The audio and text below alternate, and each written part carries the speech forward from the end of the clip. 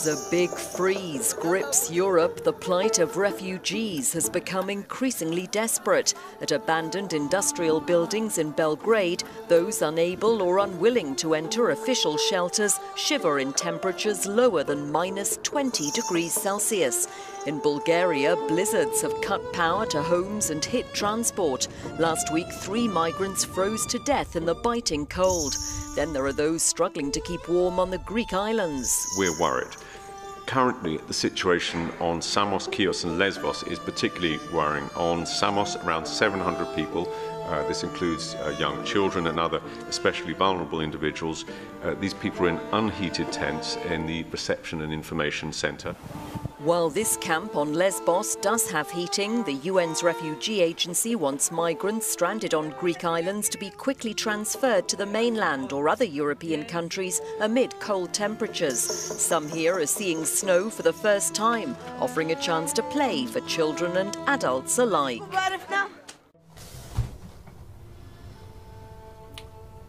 We are living in a moment of moral hazard with the immigration crisis in the West. Whether it be immigrants from Latin America into the United States, and the hysteria that the fascist party in our country has exploited to take the seat of power, to the hysteria in Europe over Muslim migrants and Syrian refugees, even though some of that has infected North America as well. The receiving of Syrian refugees is, in my opinion, inexplicably controversial. Only within an atmosphere of profound, irrational panic,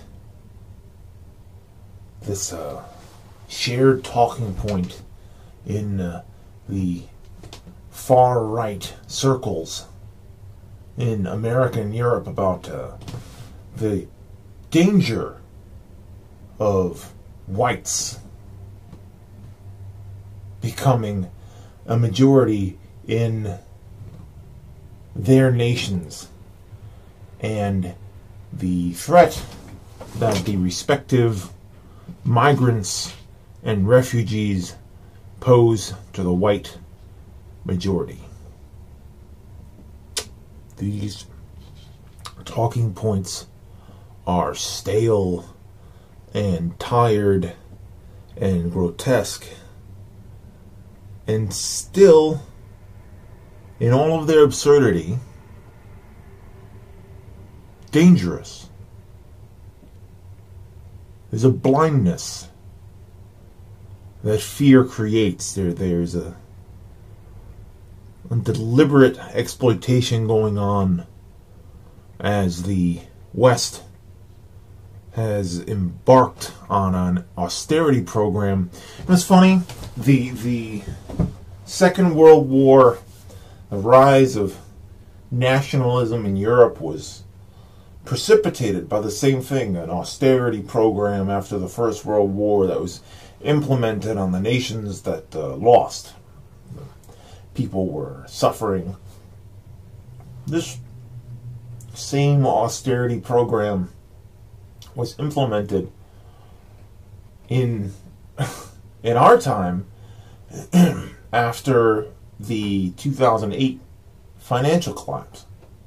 All of the precipitating factors for the rise to power of these extreme racial reactionaries is already in place. On this Friday, January 20th, 2017, the fruit of alt-right, white nationalist political agitation is going to take the White House. Donald Trump is going to Berlusconi his way into American governance. And just like Berlusconi, as much of a sort of a cartoon villain as Trump may be, he is poison. Everything that comes with him is poison. The neoconservatives that he brings with him are concerning.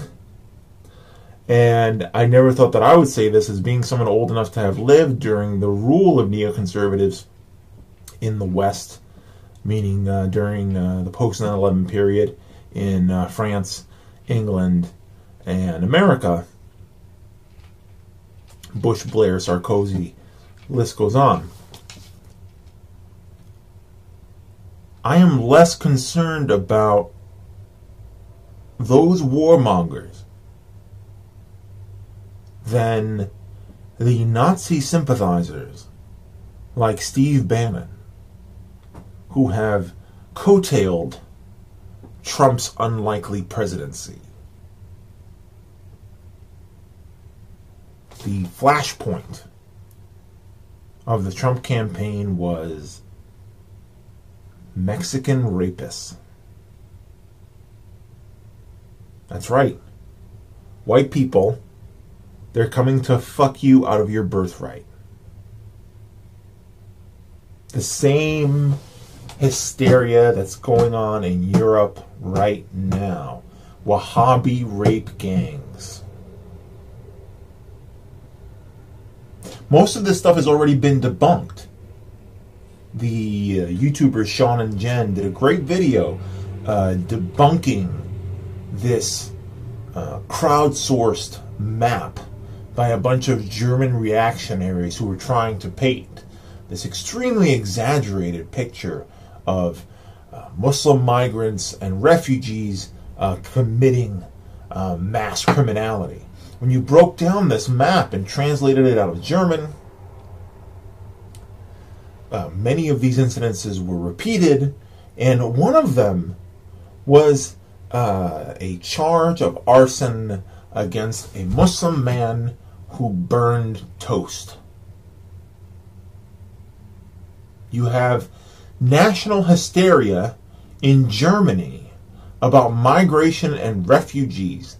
Refugees who are fleeing from horrifying atrocities and violence and oppression in their own country, and living often in these Western nations on the very fringes in these horrible subhuman conditions where they're starving and freezing and the subjects of rape and murder, being burned alive by xenophobic natives who are being fed this rhetoric about the Muslim threat, the migrant threat, the Mexican threat, the South American, Central American, Cuban, Dominican, Puerto Rican.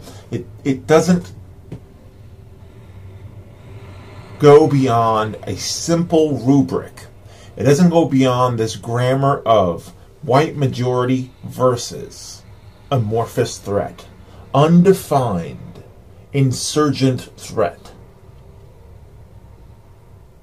What fascinates me is that in all these countries, not only is the white majority not going extinct, they're potentially overrepresented in the population.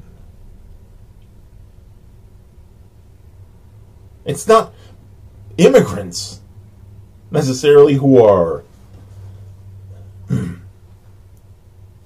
When people come into these first world nations, often they come from these third world countries where infant mortality is very high.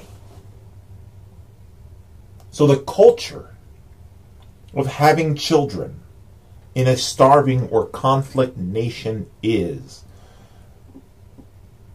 hedge your bets. I know this because my grandparents were migrants.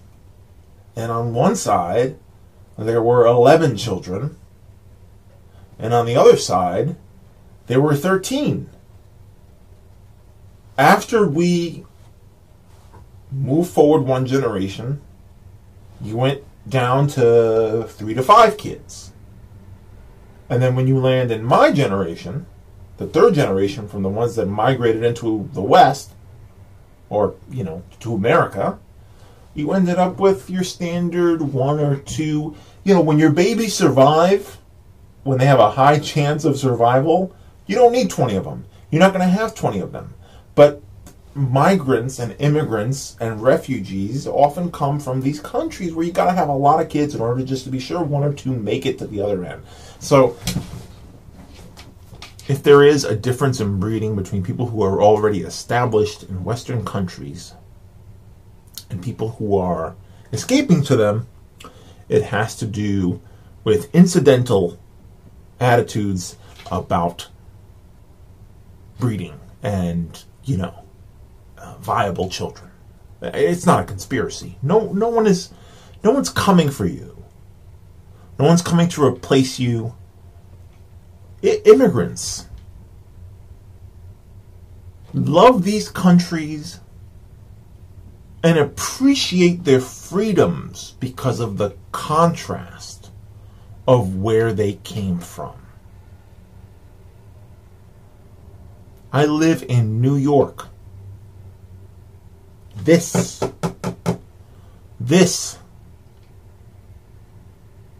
is possibly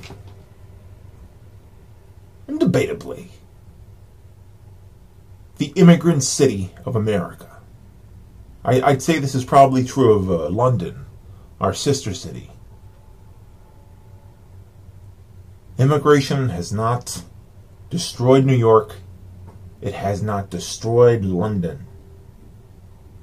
But fascism